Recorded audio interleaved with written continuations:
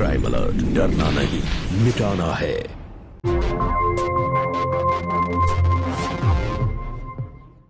तंबाकू सेवन से कैंसर, दिल का दौरा, फेफड़ों के रोग जैसी कई जानलेवा बीमारियां होती हैं। इस फिल्म अथवा कार्यक्रम में दिखाए गए कलाकार किसी भी प्रकार के तंबाकू उत्पादों जैसे कि बीड़ी, सिगरेट, खैनी, जर्दा इत्यादि के सेवन का समर्थन या प्रचार नहीं करते हैं। मैं कभी कभी सोचता हूँ कि ये रिश्तेदार, जान पहचान वाले लोग, किसी एक को भी शीला पर शक नहीं हुआ।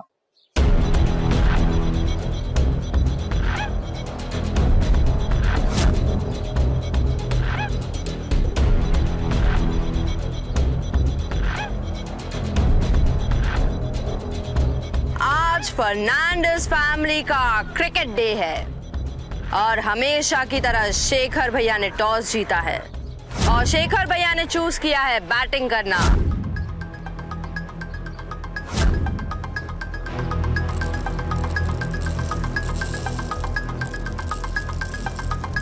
और राज भैया बॉलिंग के लिए तैयार है और ऑडियंस भी तैयार है।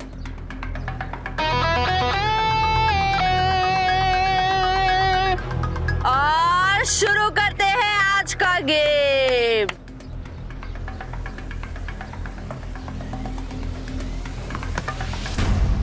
आउट है, आउट आउट आउट है।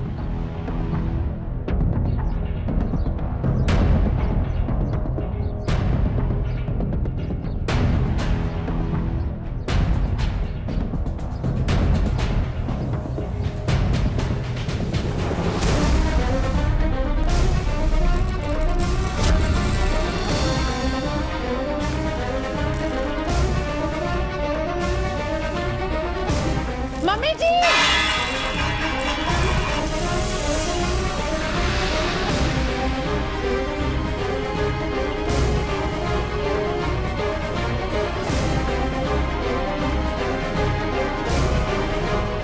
मम्मी मम्मी मम्मी मम्मी क्या हुआ? मम्मी कुछ पानी लेकर आओ। मम्मी डॉक्टर को फोन लगाइए। डॉक्टर पानी पीने के लिए। मम्मी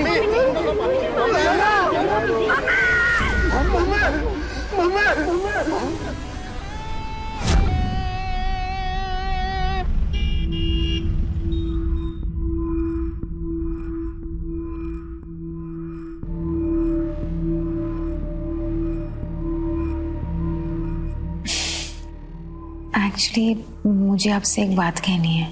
कहो ना। वो जो शादी के लिए मैंने छुट्टी ली थी ना, वो छुट्टी खत्म हो चुकी है।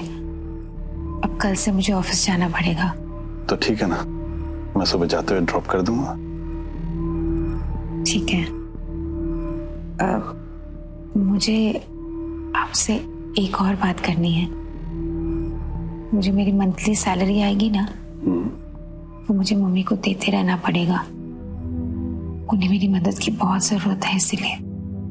तुम चिंता मत करो, मैंने घर वालों को पहले ही बता दिया, किसी को कोई प्रॉब्लम नहीं। Thank you. सिर्फ थैंक यू और कुछ नहीं। और मैं आपको क्या बोलूं, जो मेरा है वो आपका ही तो है।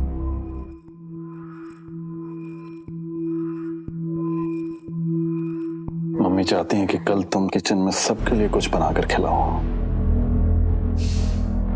पता है, ये भी एक अलग लेवल का एक्साइटमेंट है कि पहली बार खाना कैसा बनेगा, लोग कितना पसंद करेंगे, है ना? तुम बनाओगी तो सब पसंद करेंगे ना।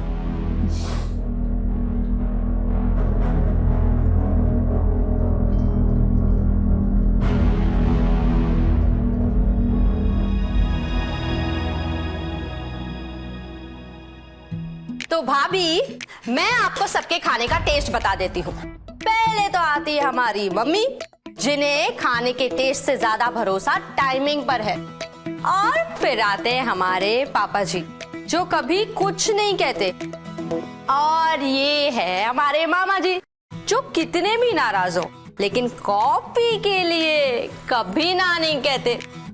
और ये है राज भैया, हमारे शेखर भैया यानी कि आपके हस्बैंड के खास बचपन के दोस्त है। इन्हें जब भूख लगती है ना, ये कुछ भी खा लेते हैं।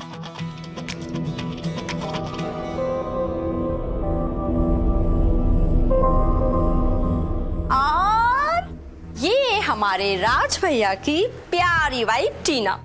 4 महीने ही हुए हैं उनकी शादी को, लेकिन ये खाना बहुत अच्छा बनाती है, पर खुद कुछ भी खा लेती है। शुद्ध भारतीय नारी। और आप मुझे तो जानती ही हैं, मैं निशी हूँ, आपकी ननंद, और ये है मेरे पतिदेव राजीव। वैसे आपको हमारे खाने का स्ट्रेस लेने की कोई जरूरत नहीं है।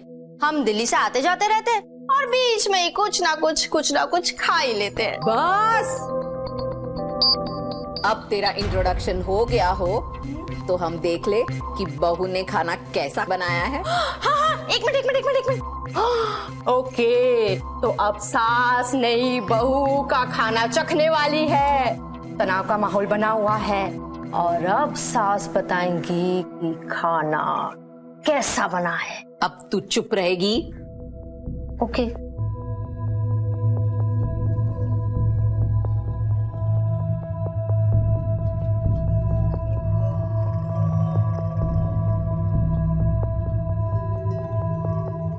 अच्छा बना है। सुखी रहो। एक्चुअली मम्मी जी, मुझे ऑफिस के लिए थोड़ा सा लेट हो रहा है, तो मैं चलूं? ठीक है शेखर जी। आज से रोज तुम इसे ऑफिस छोड़ने जाओगे। जी मम्मी जी।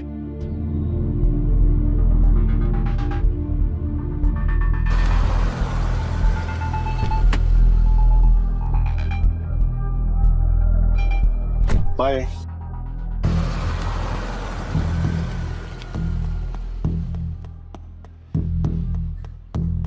हेलो, हाँ कहाँ हो तुम? ठीक है, वही रुको, मैं आ रही।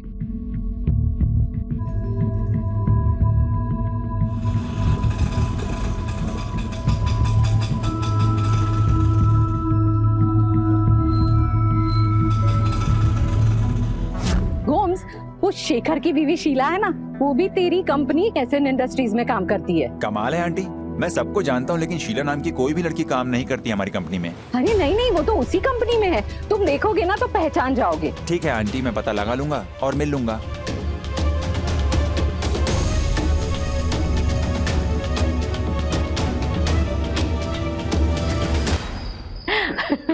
बस बहुत हंस लिए।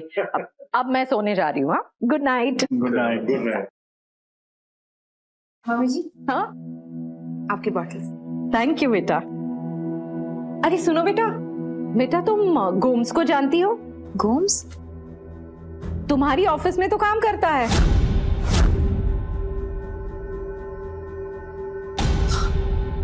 नहीं मम्मी जी, कितना बड़ा ऑफिस है, कोई नया एम्प्लॉय होगा। अरे नहीं, वो तो वहां बहुत सालों से काम कर रहा है। मम्मी, बड़ी बड़ी कंपनीज में ऐसा होता है, अलग अलग डिपार्टमेंट के लोग एक दूसरे को नहीं जानते। अच्छा, कोई बात नहीं। अब कभी मिलेगा ना तो उसे घर बुला लूंगी, तू देखते ही पहचान जाएगी। ठीक है, गुड नाइट।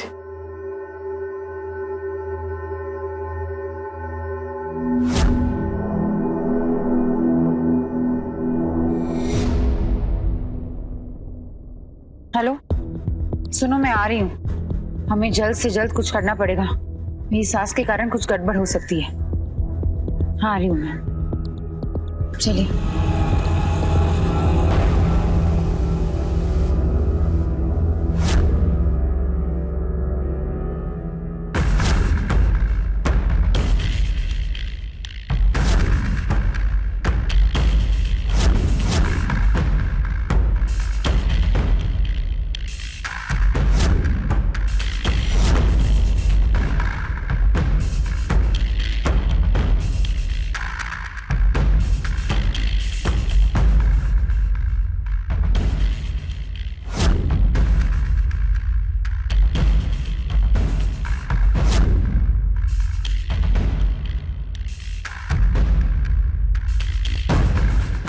इस जहर से आप तिल तिल करके मरेंगे मम्मी जी।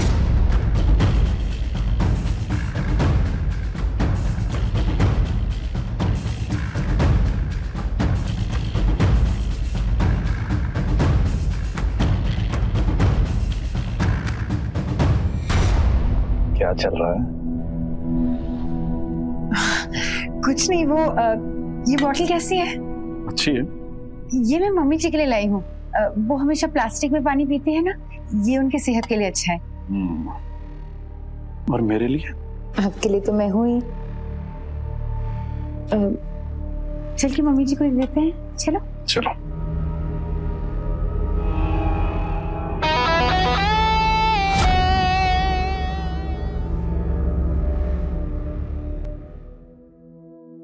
माँ, अरे तुम दोनों देखो शीला आपके लिए क्या लेके आई है। मम्मी जी, आप हमेशा प्लास्टिक के बोतल से पानी पीते हैं ना, वो आपकी सेहत के लिए अच्छा नहीं है। ये लीजिए, ये कॉपर बोतल है, सबसे बेस्ट। अरे वाह, ये तो बहुत अच्छी है।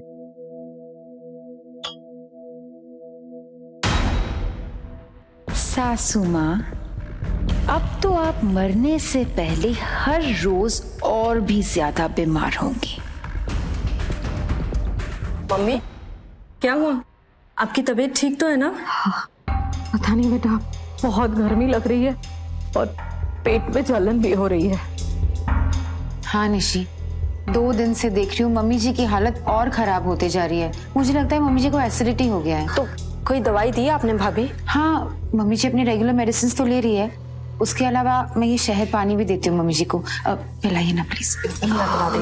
मम्मी जी, मैं तो कहता हूँ कि डॉक्टर के पास चलते हैं, वही चेकअप कर लेगा। नहीं पापा, डॉक्टर के पास जाने की कोई जरूरत नहीं है। मैं डॉक्टर को यहाँ पर ही बुला लेती हूँ। कोई जरूरत नहीं है बेटा, मैं ठीक हो जाऊंगी। मैंने आपसे कहा ना, मैं डॉक्टर को यहाँ बुला रही हूँ, बस।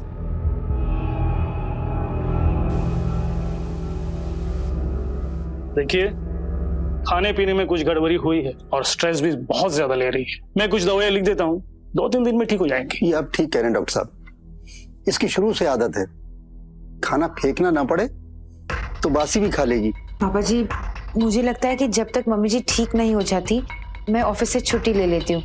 कम से कम मम्मी जी ताजा खाना तो खा सकती है ना। ये दवाई ले लीजिएगा, जल्दी ठीक हो जाएंगे।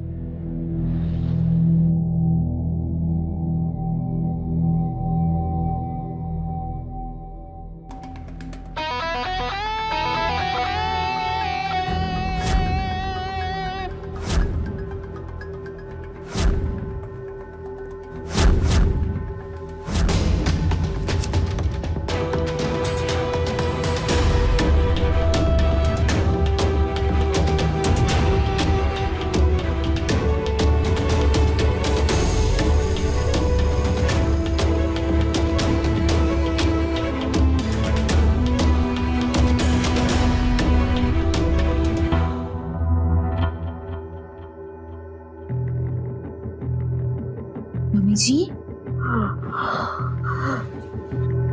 मम्मी जी, आपको कैसा फील हो रहा है? बहुत प्यास लग रही है, गला सूख रहा है। अच्छा अच्छा, आप उठ जाइए मम्मी जी, उठ जाइए। चलो लीजिए, पानी पीजिए, और पीजिए और पीजिए। Very good. चलो अब ले जाइए। हाँ मम्मी जी,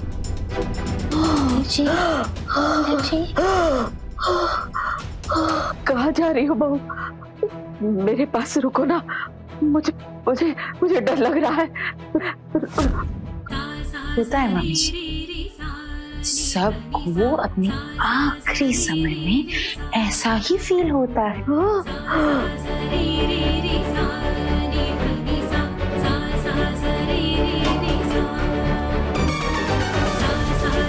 हाय मम्मी जी, गुड बाय।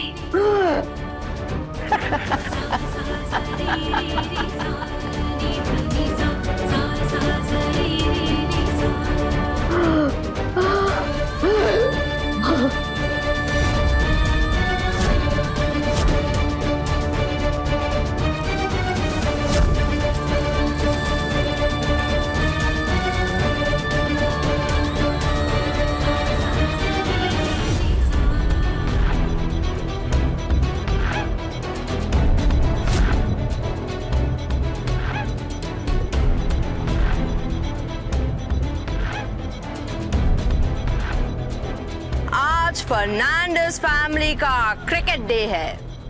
और हमेशा की तरह शेखर भैया ने टॉस जीता है और शेखर भैया ने चूज किया है बैटिंग करना।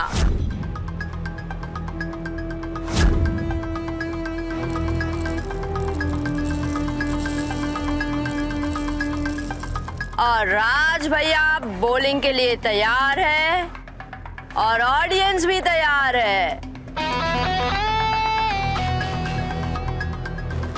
और शुरू करते हैं आज का गेम।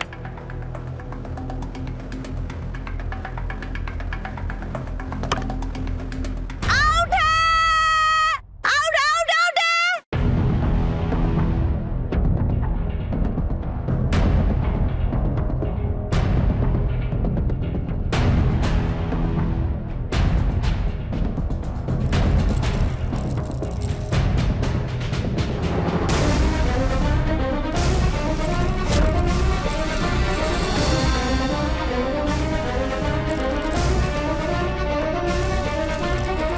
मम्मी जी,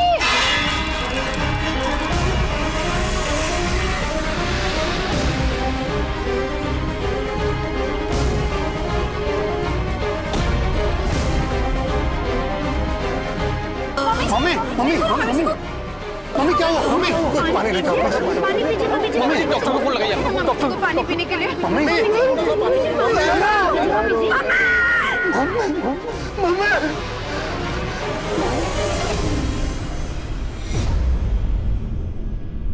नमस्कार, मैं हूं सुधा चंद्रन। क्राइम अलर्ट के आज के इस एपिसोड में एक बार फिर हमारी मुलाकात हो रही है। शादी ब्याह ऐसे रिश्ते होते हैं जिसे जोड़ने से पहले बहुत जरूरी होता है कि अच्छे से जांच पड़ताल हो। शीला और शेखर की शादी उनके घर वालों की मर्जी से ही हुई थी, लेकिन शेखर के घर वाले शीला के बारे में सिर्फ इतना ही जानते थे कि वो एक बहुत बड़ी कंपनी में काम करती है। उन्होंने कभी ये जानने की कोशिश नहीं की कि क्या शीला सच बोल रही है। शीला ने जो कुछ भी कहा बस उस पर उन्होंने विश्वास कर लिया। और शीला नौकरी करने के बहाने दिन भर घर से बाहर रहती थी, लेकिन कोई ये नहीं जानता था कि वो कहाँ जा रही है और क्या कर रही है। कौन था जो बार बार शीला को फोन करता था? इस डर से कि कहीं उसका भांडा न फूट जाए, उसने बड़ी बेरहमी से अपनी सास की हत्या की। अब सवाल ये उठता है कि ये सब कुछ करने के पीछे शीला का क्या मकसद था? क्या चाहती थी वो? क्या उसके कदम यही रुक जाएंगे या ये उसके अपराध की शुरुआत थी?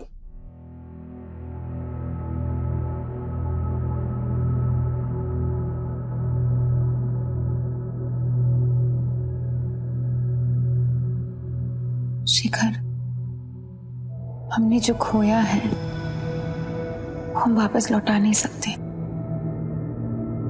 पर कुछ है जो मैं इस फैमिली को देना चाहती हूँ। लेट्स स्टार्ट अ फैमिली शिखर। क्या पता मम्मी जी हमारी बेटी के रूप में वापस आ जाए।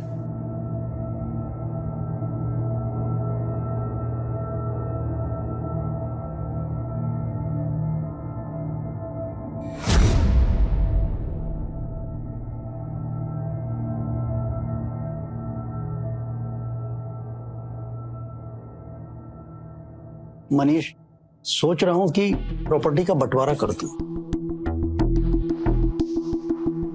ताकि आगे चलकर भाई बहन में कोई विवाद ना हो। पापा जी, विवाद क्यों होगा? निशी मेरी बहन है और उसको उसका हिस्सा मिलना ही चाहिए।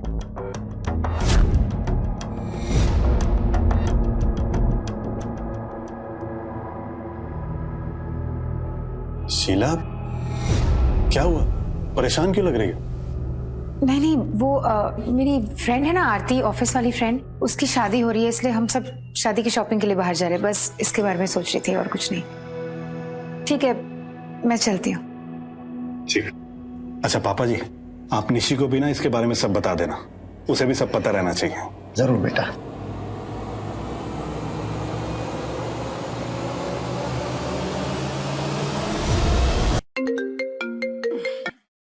हेलो, मुझे तुमसे मिलना है अर्जेंटली। क्यों मिलना है? मुझे वो जहर वाले पेपर स्ट्रिप्स चाहिए इमीडिएटली। ये बात तुम भी जानते हो। जिस चीज के लिए मैं ये सब कर रही हूँ उससे मैं आधा बढ़ता हुआ नहीं देख सकती। और तुम्हें जो भी चाहिए था तुम्हें मिल रहा है ना? शीला, यार सॉरी, मुझे अर्जेंट बाहर जाना है। मैं तुमसे बाद में बात करती हूँ। आई बाय।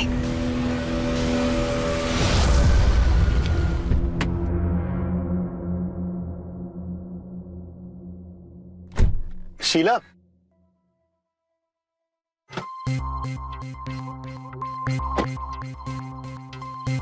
आज तुम थोड़ा परेशान सी लग रही हो। ऑफिस में सब ठीक तो है ना? ऐसी कोई बात नहीं है, बस ऑफिस का रूटीन काम है और कुछ नहीं। मैं ठीक ही हूँ, डोंट वरी। श्योर? हाँ। चलो ठीक है, फिर शाम को मिलते हैं। Take care. Bye. Bye. Take care.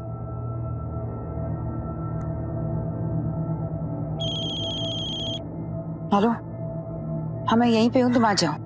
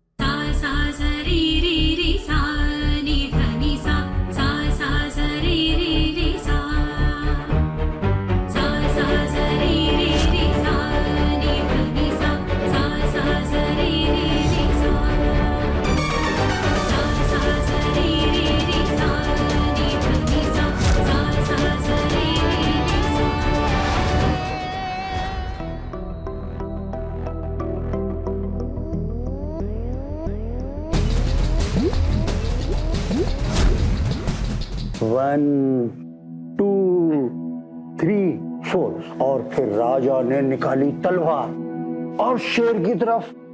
अरे पापा जी, आजकल आप अपनी दवाई टाइम पे खा ही नहीं रहे हो। देखिए, दोपहर की दवाई वैसे की वैसे ही पड़ी है। बेटा, तुम बिल्कुल मेरा निशी की तरह ख्याल रखती हो। मैंने हमेशा से आपको पापा के रूप में ही देखा है। अब ये लीजिए, आप अपनी दवाई खा लीजिए। ला बेटा।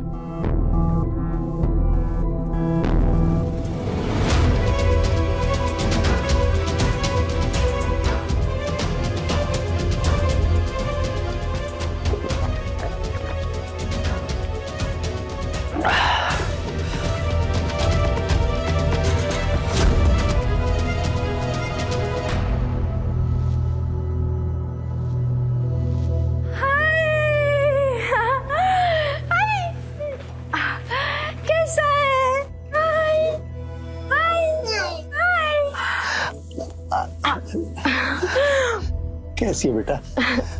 मैं ठीक हूँ पापा, आप कैसे हैं? ठीक हूँ बेटा, खुश रह बेटा। अगर आज तेरी मम्मी जिंदा होती तो बहुत खुश होती। कि निशी यहाँ क्या कर रही है? Hi Nishi, what a pleasant surprise. पर भैया फोन करके बता रहे थे कि पापा की तबीयत अचानक खराब हो गई है। क्या हुआ पापा?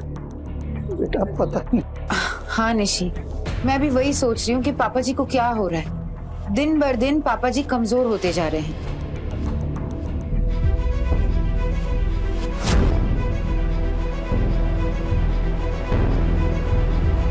शाइनी नहीं। क्या हुआ भाभी? वो कुछ नहीं, वो एक्चुअली ये जग पापा जी के रूम का है ना, इसलिए। अच्छा हुआ बेटा तुम आ गई, वो प्रॉपर्टी के बंटवारे के बारे में भी बात करना थी। हाँ पापा, देख लेंगे, लेकिन पहले आप अपनी हेल्थ पर ध्यान दीजिए। मैं हूँ कुछ दिन यहाँ। चलो अच्छा है, लेकिन बेटा जाने से पहले प्रॉपर्टी के बंटवारे के सारे डॉक्यूमेंट्स तुम दोनों भाई बहन देख लेना। पापा, आप कहीं भागे जा रहे हैं क्या? वो तो है, लेकिन अभी तो मैं आराम करने जा रहा हूँ। आइए बाबा जी।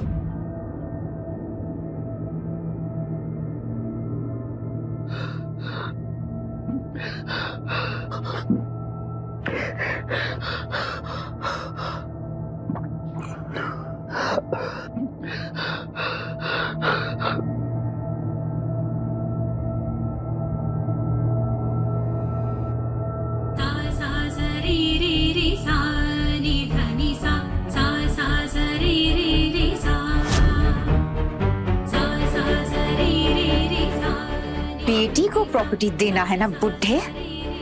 जिंदा रहेगा तभी तो दे पाएगा ना। क्या चाहिए आपको पापा जी? पानी चाहिए? ठीक, पानी पीजिए, पीजिए ना, पीजिए ना पानी, पीजिए ना।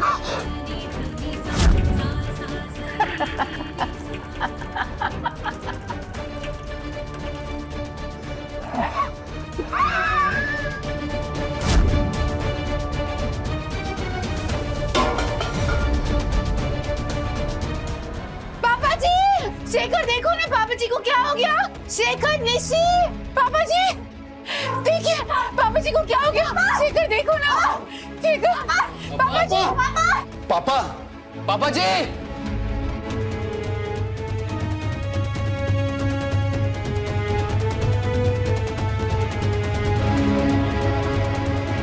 पापा जी।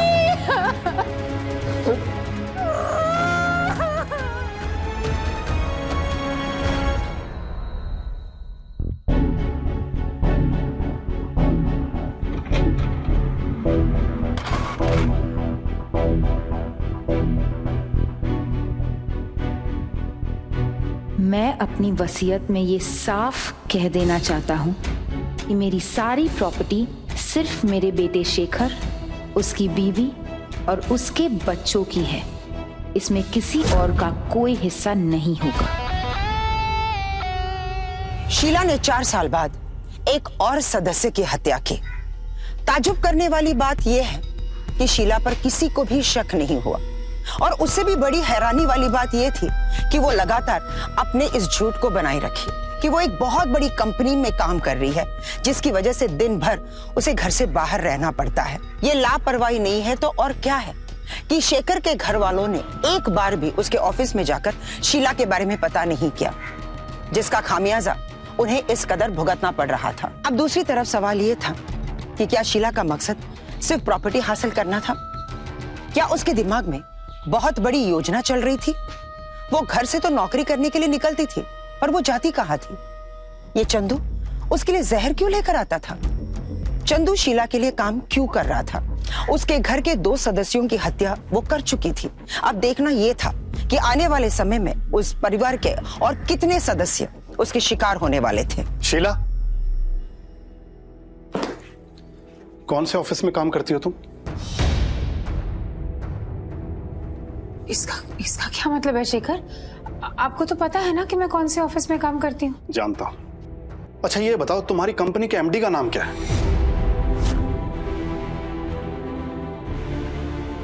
मिस्टर अवस्थी। अच्छा, और चेयरमैन का? विनोद राय। ये तुम्हारी कंपनी का ब्रोशर है, पढ़ो क्या नाम लिखा है, पढ़ो। शेखर, मैं बस वहां काम करने जाती हूँ, मुझे ये सब नहीं पता। कितना झूठ बोलोगी तुम? गोम्स मिला था मुझे, उसने मम्मी को भी बताया कि तुम्हारे नाम की कोई लड़की उसके ऑफिस में काम नहीं करती है, लेकिन तब बात आई गई हो गई। लेकिन जब उसने फिर से कंफर्म किया तो मैंने तुम्हारे बारे में पता लगाया, और सच यही है कि तुम उस ऑफिस में काम नहीं करती हो। शेखर, गोम्स झूठ बोल रहा है। अगर वो झूठ बोल रहा है तो तुम सच बता दो। रोज ऑफिस के बहाने कहां और किससे मिलने जाती हो? शेखर, मैं ऑफिस ही जाती हूँ, मैं कभी कभी मम्मी से मिलने जाती हूँ। अच्छा,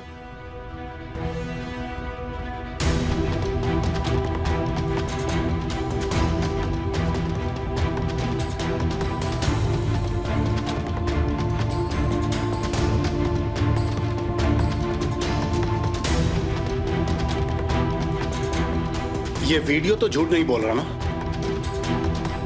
शीला, तुम मुझे लगातार धोखा देती आ रही हो। अच्छा यही होगा कि हम दोनों अलग हो जाएं। कल मैं अपने लॉयर से बात करके डिवोर्स पेपर बनवा लेता हूं। बस तुम एक काम करना, उन्हें साइन कर देना और इस घर से चली जाना।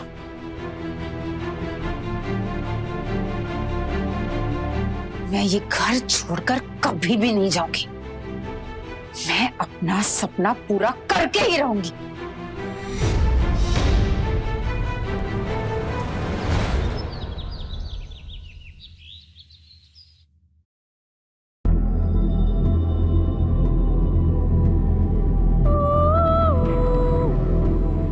शेखर, क्या हुआ? देखो, ना तो मुझे तुमसे कोई मतलब है, ना तुम्हें मेरी फिक्र करने की कोई जरूरत है। देखो, आप मुझसे नाराज हो ना, तो आप अपनी बॉडी पे क्यों निकाल रहे हो?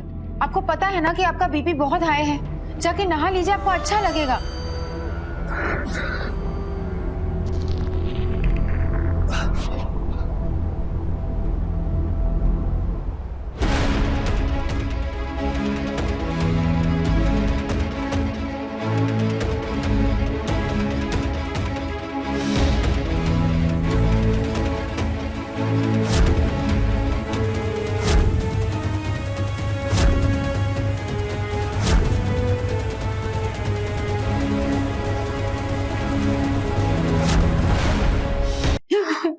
संभालिए अपने आप को भाभी। फिलहाल देखने से तो ऐसा ही लग रहा है कि इनकी मौत भी हार्ट अटैक से ही हुई। लेकिन डॉक्टर, ऐसा कैसे हो सकता है? घर में एक के बाद एक तीनों की मौत का कारण हार्ट अटैक हो, जबकि भैया को तो हार्ट की कोई प्रॉब्लम भी नहीं थी। हाँ, ये बात अजीब जरूर है, पर मेडिकल रिपोर्ट के हिसाब से इनकी मौत हार्ट अटैक से ही हुई। आपको भी अजीब लग रही है ना? हाँ। इसीलिए मैं चाहती हूँ कि भैया का पोस्टमार्टम हो, ताकि पता चले कि हार्ट अटैक का कारण क्या है। वैसे भाभी, आप तो हमेशा तीनों के साथ रही है ना, तो ऐसा क्या हो गया कि तीनों की मौत ऐसे अचानक एक के बाद एक? क्या बात कर रही हो निशी?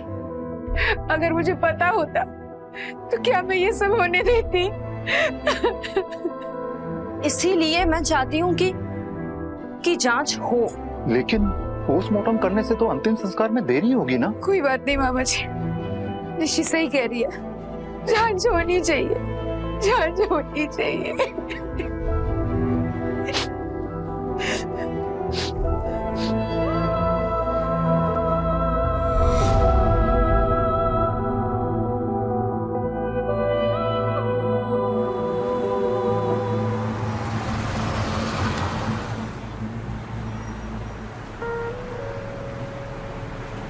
शीला, हम दोनों एक दूसरे को समझते हैं कि आगे जाकर हमारे बच्चे इस बारे में क्या सोचेंगे। देखिए, जहाँ तक मुझे पता है सब हमारी शादी से बहुत खुश हैं। और रही बात शाइनी की, तो आप चिंता मत कीजिए। आई एम श्योर कि बहुत जल्द वो आपको पापा के रूप में एक्सेप्ट कर लेगा।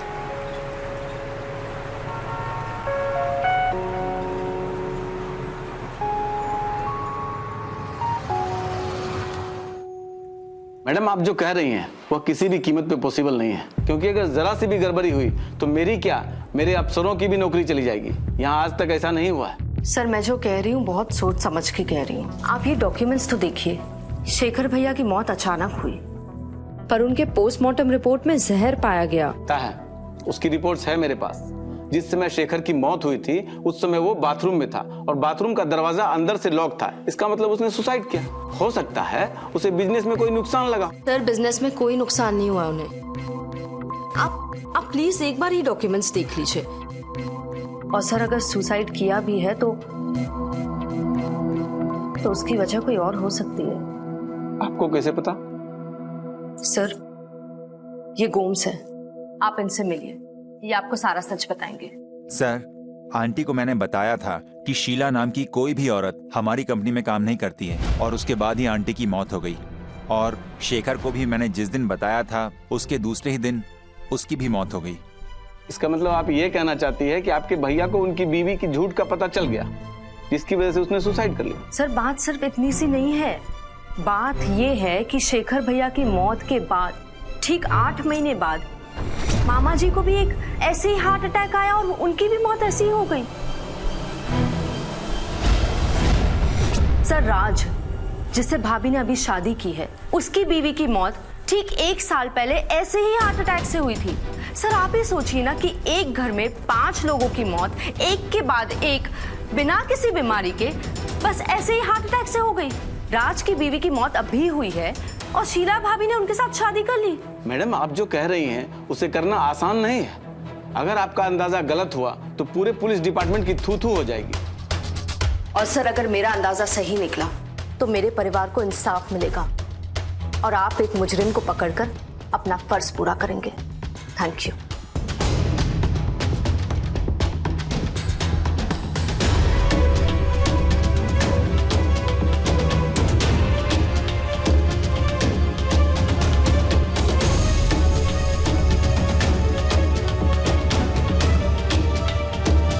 पुलिस को इस केस में कुछ ऐसे क्लू मिले हैं इसके कारण लाशों को बाहर निकालकर उन्हें मेडिकल जांच के लिए ले जाया गया है।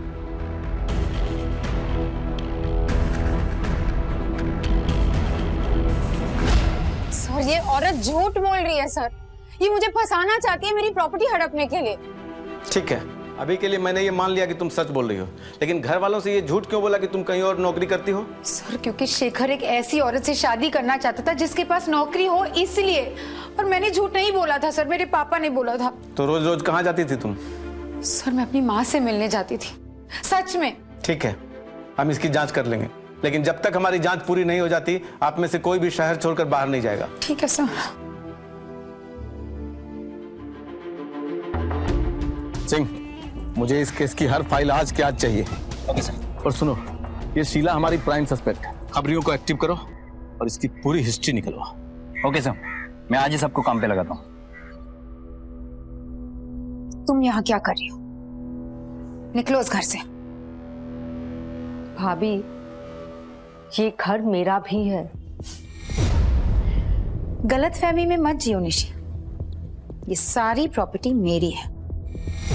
तुम्हारे पापा तुम्हारे लिए कुछ भी छोड़ के नहीं गए।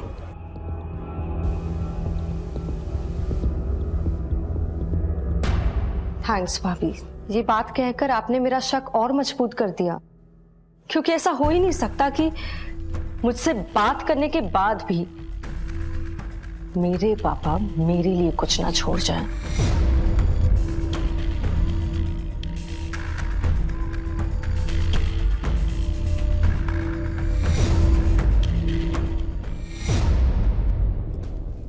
सर, ये शीला के फोन कॉल रिकॉर्ड्स है सर। घर वालों के अलावा इनके सबसे ज्यादा कॉल इसी चंदू नाम के आदमी को किए गए सर। इनके फोन के लोकेशंस भी ना अक्सर पास पास ही पाए गए। और इंफॉर्मेशन ये भी है सर कि शीला कॉलेज के समय से ही इस चंदू से मिलती रहती थी सर। उठा के लाओ इस चंदू को। सर कॉलेज के दिनों से मेरा शीला के साथ घूमना फिरना रहा है सर, लेकिन उसके बाद मेरा इससे कोई लेना देना नहीं है सर। कब से लेना देना नहीं है? जब से इसने दूसरी शादी की है। इस घर में 5 लोगों की मौत एक ही तरीके से हुई है और फॉरेंसिक वालों का कहना है कि उनको जहर देकर मारा गया है। बोल, तूने शीला को जहर सप्लाई किया था ना? नहीं सर, मैं कहां से लाऊंगा सर जहर? मैंने सब पता किया है। तू जिस केमिकल फैक्ट्री में काम करता है वहां पर जहर का इस्तेमाल होता है। अगर तूने शीला को जहर नहीं दिया तो इसका मतलब जलन में आकर तूने ही ये सब कुछ किया है। तो फिर अब फांसी पर भी तू ही चढ़ेगा। सब कुछ किया सर, ये बहुत धोखेबाज लड़की है सर, इसने मुझे भी धोखा दिया सर। सर मैं सालों से इससे प्यार करता रहा सर, इसकी मैंने सारी बातें मानी सर, मगर इसने अपने पति के मरने के बाद एक और शादी की, पैसे के लिए सर। नहीं सर, ये झूठ बोल रहा है। सिंह, इन्हें फोन रिकॉर्ड दिखाओ। देख लो, शादी के बाद भी तुम दोनों लगातार संपर्क में रहे हो और तुम दोनों की मोबाइल लोकेशन भी कई बार एक ही जगह पाई गई है। अब सब कुछ सच सच बता दो, वरना हमारे पास दूसरा तरीका भी है जिसमें बहुत तकलीफ होती है।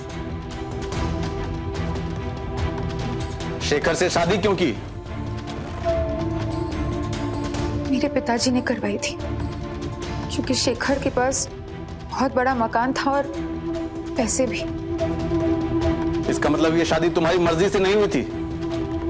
नहीं सर, क्योंकि मैं हमेशा से चाहती थी कि मेरा पति अमीर होने के साथ साथ हैंडसम भी हो।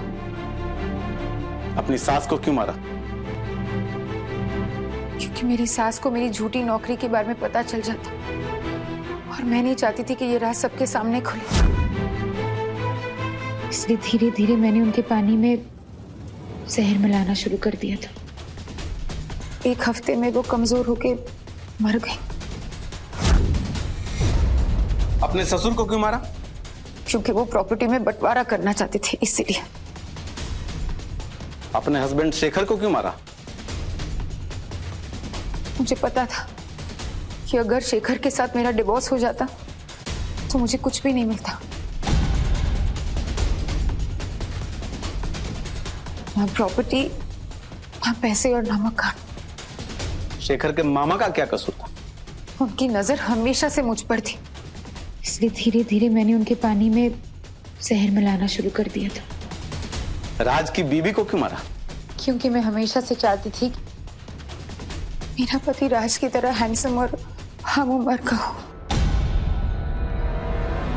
और मैं जानती थी कि जब तक टीना जिंदा है राज मेरा कभी हो नहीं सकता। अब जरा ये भी बता दो इन सबको कैसे मारा? एक दिन वो मेरे पास आई और उसने कहा कि उसके दांत पे दर्द है। टीना, ये लो, इसे रोज पानी में मिलाकर गागल कर लेना, तुम्हारा दांत का दर्द यूं ठीक हो जाएगा। थैंक यू भाभी। वेलकम। मैंने उसके दवाई में बहुत थोड़ा सा जहर मिला दिया था, क्योंकि मैं जानती थी कि अगर रोज वो उस दवाई से गागल करेगी तो वो धीरे धीरे कमजोर हो जाएगी। वो कमजोर हो गई और मर गई। ओह, मतलब तुम्हारा काम हो गया तो तूने चंदू को धोखा दे दिया। जिसका अपना फ्यूचर ना हो उसके पास जाके मैं क्या करती? इस मामले में राज कहां तक शामिल है? सर, राज की कोई गलती नहीं है। जो किया मैंने किया, राज ने कुछ नहीं किया। अच्छा है। वैसे एक बात बताऊं, मैंने तुमसे झूठ बोला था कि सभी लाशों की फॉरेंसिक रिपोर्ट आ गई है। असल में उनका कहना है कि तुम्हारे सास ससुर की बॉडी से कुछ भी पता नहीं किया जा सकता, क्योंकि उनकी मौत हुए काफी वक्त हो गए और बाकियों की रिपोर्ट आनी अभी बाकी है। और ये रही रिकॉर्डिंग,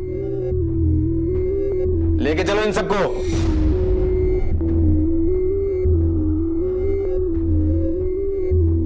मैं नहीं चाहूंगी तुम्हें फांसी हो, बल्कि मैं ये चाहूंगी कि तुम जिंदगी भर के लिए उस छोटे से गंदे से बैरक में सड़ती रहो। और रही बात तुम्हारे बेटे शाइनी की, तो मैं ये देखूंगी कि तुम उसका चेहरा जिंदगी भर ना देख पाओ।